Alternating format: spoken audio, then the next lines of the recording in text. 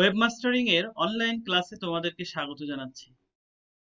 ওয়েবমাস্টারিং এর প্রথম ক্লাসের ভিডিওটা তোমরা অনেকে দেখেছো, অনেকে পজিটিভ কমেন্টস করেছো, পরবর্তী ক্লাসের জন্য অনুরোধ জানিয়েছো। তোমাদের অনুরোধেই আজকে এই ওয়েবমাস্টারিং এর দ্বিতীয় ক্লাস।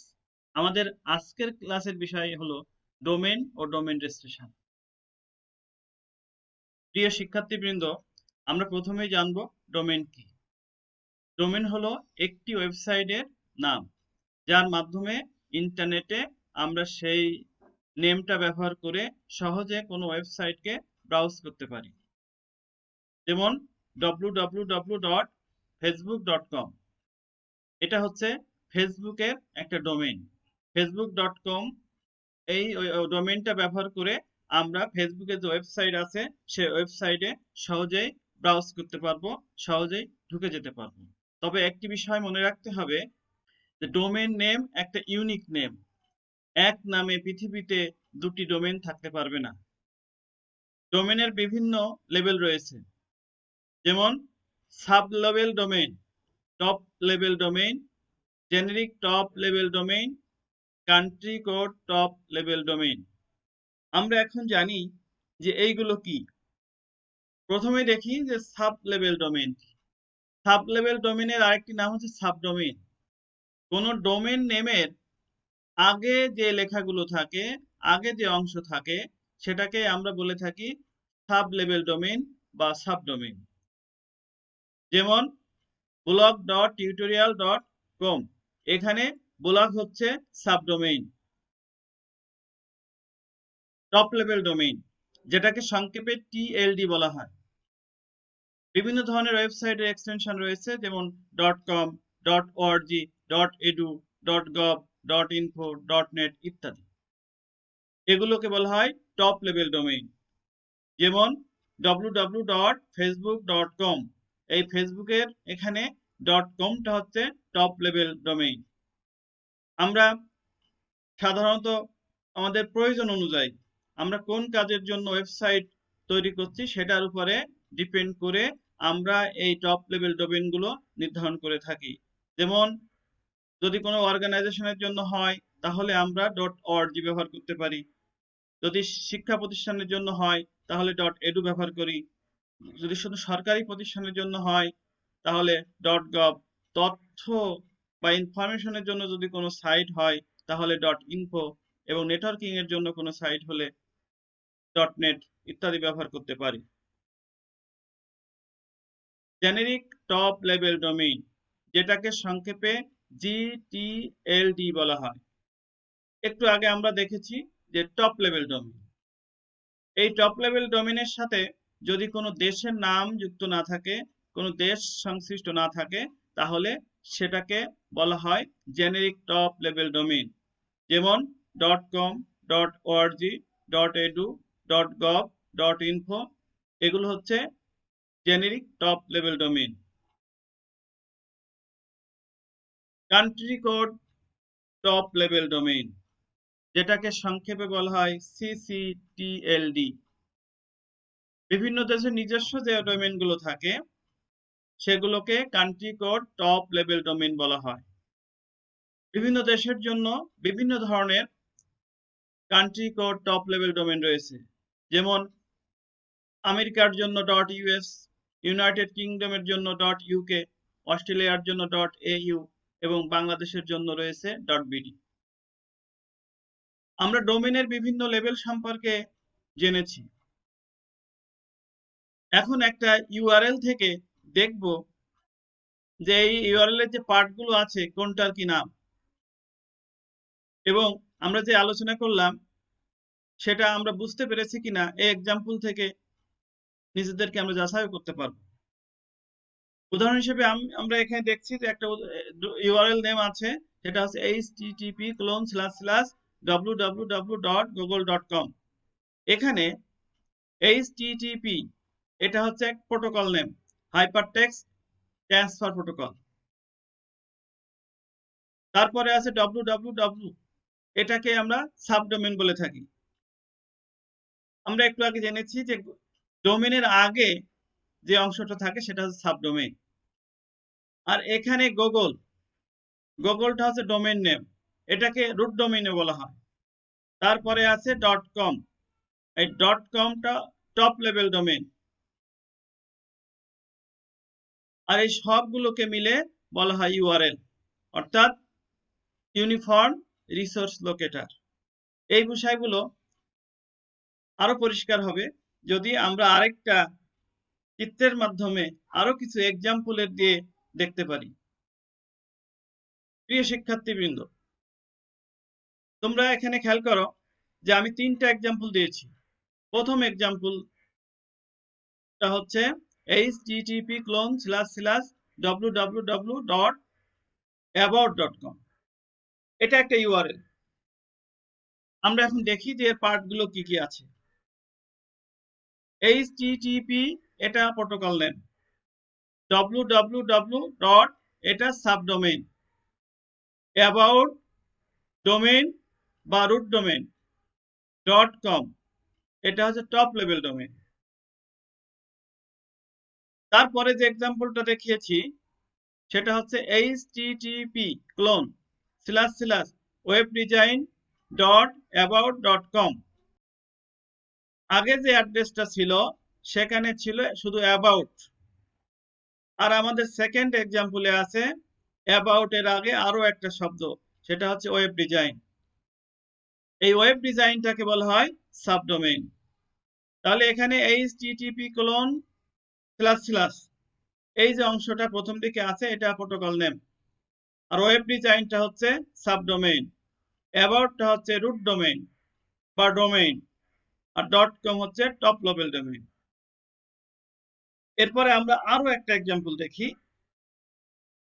তৃতীয় যে ইউআরএল আছে এখানে আমরা দেখতেছি প্রথমে আছে প্রোটোকল নেম অর্থাৎ http, তারপরে আছে জিওগ্রাফি, এই জিওগ্রাফিটা হচ্ছে সাবডোমেইন, তারপরে আছে অ্যাবাউট, এটা হচ্ছে ডোমেইন বা রুট ডোমেইন, তারপরে আছে .com, এই .com হচ্ছে টপ লেভেল ডোমেইন, তারপরে আছে ক্লাইমেট, এটা সাব ফোল্ডার বলা হয়, তারপরে আছে আমাদের পেজ নেম global.htm, গ্লোবালটা হচ্ছে পেজ নেম আর htm হচ্ছে ওই পেজের এক্সটেনশন। আশা করি তোমরা ইউআরএল এর বিভিন্ন পার্ট সম্পর্কে বুঝতে পেরেছো। আমরা এখন ডোমেইন রেজিস্ট্রেশন প্রক্রিয়া সম্পর্কে জানব, কিন্তু সেটা জানার আগে কিছু বিষয় আমাদের ভালোভাবে বুঝে নিতে হবে। সে বিষয়গুলো হচ্ছে যে এই ডোমেইন রেজিস্ট্রেশন অথরিটি কে এবং এই অথরিটি কিভাবে কাজ করে, এই বিষয়গুলো আমরা প্রথমে জানব। তারপরে আমরা একটা এক্সাম্পলের মাধ্যমে দেখব যে কিভাবে এই ডোমেইন রেজিস্ট্রেশন করতে হয়।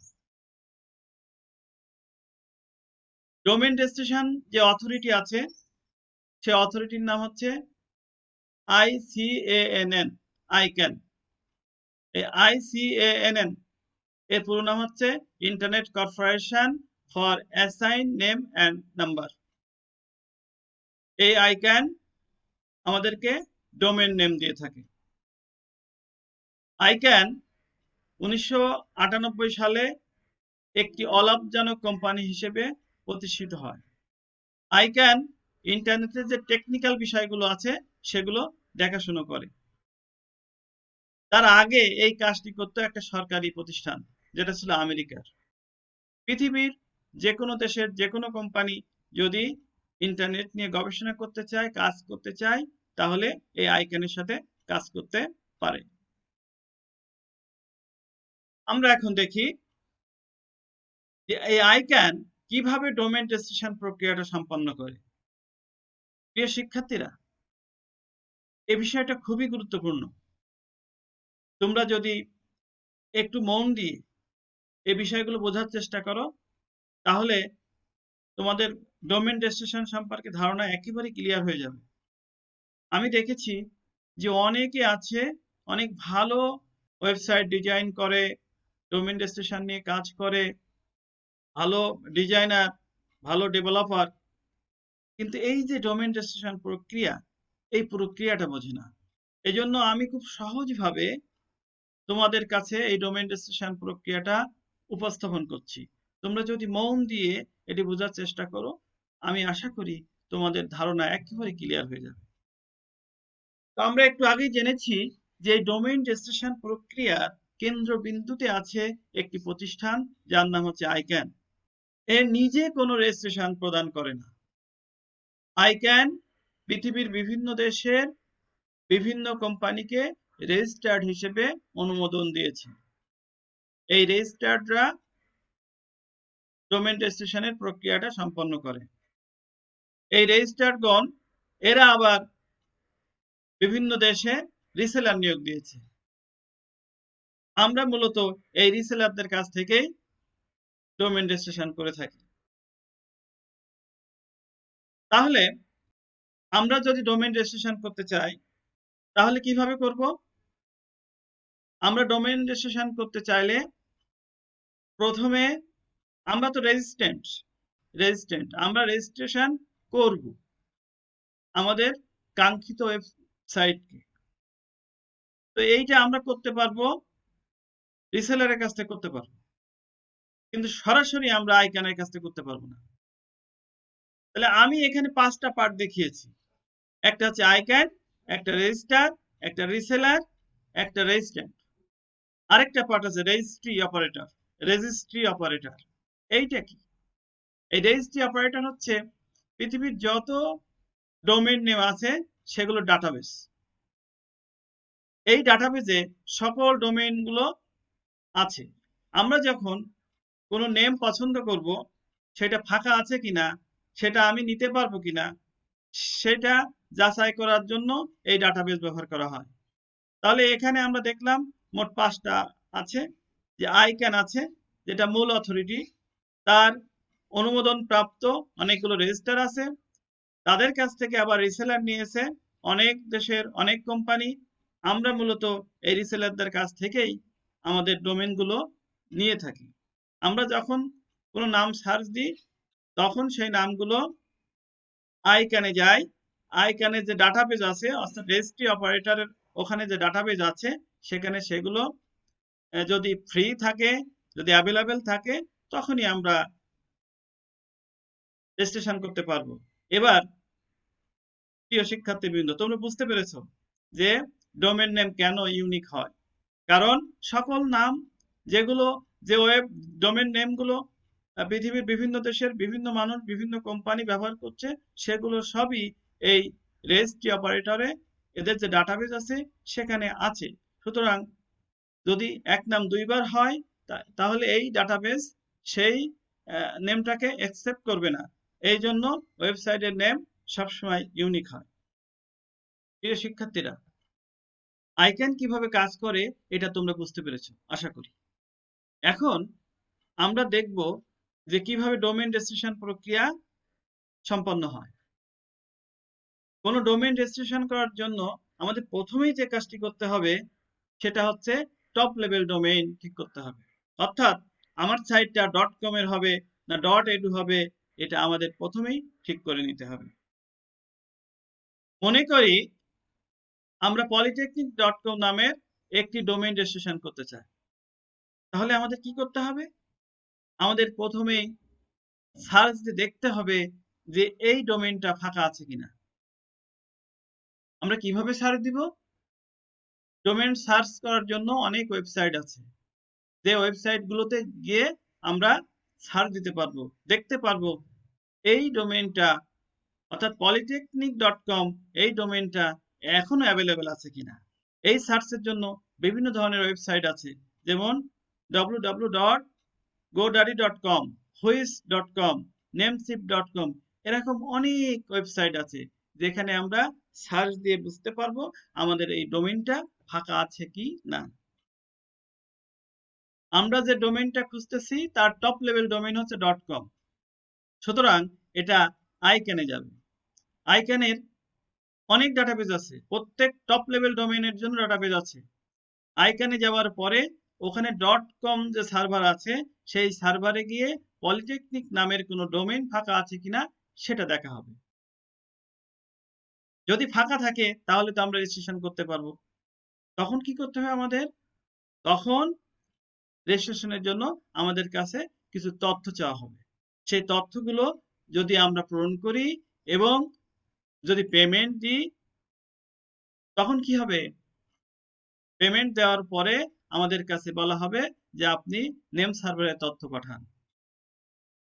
নেম সার্ভারে তথ্য যখন প্রেরণ করব, তখন আমাদের রেজিস্ট্রেশন প্রক্রিয়া সম্পন্ন হবে। আশা করি তোমরা বুঝতে পেরেছ। এখন আমরা জানবো ডোমেইন রেজিস্ট্রেশন অথরিটির কাজ কি, অর্থাৎ আইক্যান কি কাজ করে। আমরা প্রক্রিয়াটা জেনেছি, আমরা সংক্ষিপ্তভাবে জেনে নিই যে আইক্যান কি কাজ করে। ডোমেইন রেজিস্ট্রেশন অথরিটির নামই হচ্ছে আইক্যান। ইন্টারনেট ডোমেইন নেম সিস্টেমে যে টেকনিক্যাল যে বিষয়গুলো আছে সেগুলো দেখাশোনা করাই এর কাজ।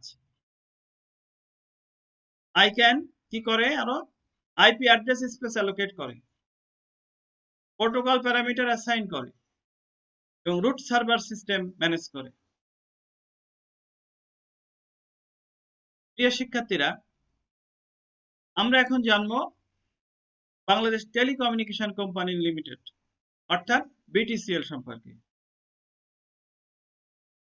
এটি বাংলাদেশের সরকারি টেলিফোন সংস্থা, সর্ববৃহৎ টেলিযোগাযোগ কোম্পানি। 1971 সালে বাংলাদেশ স্বাধীন হওয়ার পরে এটা প্রতিষ্ঠিত হয়েছিল। তখন এর নাম ছিল বাংলাদেশ তার ও টেলিফোন বোর্ড। 2008 সালে এটাকে পাবলিক লিমিটেড কোম্পানি করা হয়, তখন এটার নাম করা হয় বিটিসিএল। বিটিসিএল এর কাজ কি? বিটিসিএল আমাদের টেলিফোন সেবা দিয়ে থাকে। আইএসডি অর্থাৎ ইন্টারন্যাশনাল সাবস্ক্রাইবার ডায়ালিং এবং নেশন ওয়াইড কল, এই দুই ধরনের টেলিফোন সেবা বিটিসিএল দিয়ে থাকে। বিটিসিএল ইন্টারনেট সেবা দিয়ে থাকে। পিকিউব, পিকিউব হচ্ছে বিটিসিএল এর ব্রডব্যান্ড ইন্টারনেট কানেকশন। এটি মূলত বিটিসিএল এর ADSL internet service. BTCL band connection বা লিজ লাইন কানেকশন দিয়ে থাকে।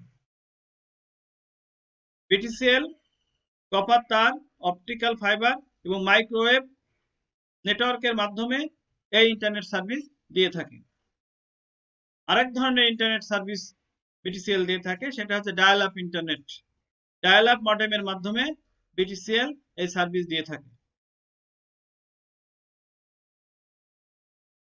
.bd ডট বাংলা, এটা হচ্ছে country code top level domain. .bd এবং .বাংলা, এই কোডগুলো ইন্টারনেটের জগতে বাংলাদেশকে প্রতিনিধিত্ব করে, অর্থাৎ বাংলাদেশের ঠিকানা ইন্টারনেটে। এই ডোমেইনগুলো রেজিস্ট্রেশনের কাজ করে থাকে BTCL. Web hosting, BTCL server ব্যবহার করে বিভিন্ন প্রতিষ্ঠান তাদের ওয়েবসাইট হোস্টিং করে থাকে। বিটিসিএল ব্যবহারকারীর জন্য বিভিন্ন প্যাকেজ নির্ধারণ করে। প্যাকেজ নির্ধারণ বলতে কত গিগাবাইট জায়গা দিবে, ব্যান্ডউইথ কত হবে, কত সময়ের জন্য হোস্টিংটা হবে এবং তার রেটই কত হবে, এগুলো সবই নির্ধারণ করে থাকে বিটিসিএল। বিটিসিএল এর আরেকটি গুরুত্বপূর্ণ সেবা হচ্ছে ভিপিএন সেবা, যার পুরো নাম হচ্ছে ভার্চুয়াল প্রাইভেট নেটওয়ার্ক। এই সুবিধাটি বিটিসিএল দিয়ে থাকে। বিভিন্ন সরকারি বেসরকারি অফিস, শিক্ষা প্রতিষ্ঠান, ব্যাংক সহ বিভিন্ন প্রতিষ্ঠান যদি ইন্টারনেটের মাধ্যমে তাদের বিভিন্ন জায়গায় ছড়িয়ে ছিটিয়ে থাকা অফিসগুলোর মধ্যে নিরাপদে যোগাযোগ স্থাপন করতে হয়, তখন ভিপিএন ব্যবহার করা হয়। ভিপিএন আমাদেরকে এই সার্ভিসটা দিয়ে থাকে। আমরা এখন জানবো বিটিআরসির কাজ কি, ফাংশন অফ বিটিআরসি। বিটিআরসির পুরো নাম হচ্ছে বাংলাদেশ টেলিকমিউনিকেশন রেগুলেটরি কমিশন। এই বিটিআরসির কাজ হচ্ছে টেলিযোগাযোগ স্থাপন, অপারেশন, নিয়ন্ত্রণ ও রক্ষণাবেক্ষণ। দেশের আধুনিক টেলিকমিউনিকেশন সেবা নিশ্চিত করা, গ্রাহকের যুক্তিসঙ্গত মূল্য নির্ধারণ করা, গ্রাহকের টেলিফোন সেবা নিশ্চিত করা। প্রিয় শিক্ষার্থীবৃন্দ, যে বিষয়গুলো নিয়ে আলোচনা করলাম আশা করি বুঝতে পেরেছো। যদি কোনো বিষয়ে সমস্যা থাকে, ওয়েবমাস্টারিং এর নতুন কোনো বিষয় জানতে চাও, তাহলে এই ভিডিওর কমেন্টে লিখবে, আমি পরবর্তী ক্লাসে সেগুলো নিয়ে আলোচনা করব। তোমরা ভালো থাকবে, তোমাদের জন্য শুভকামনা রইল।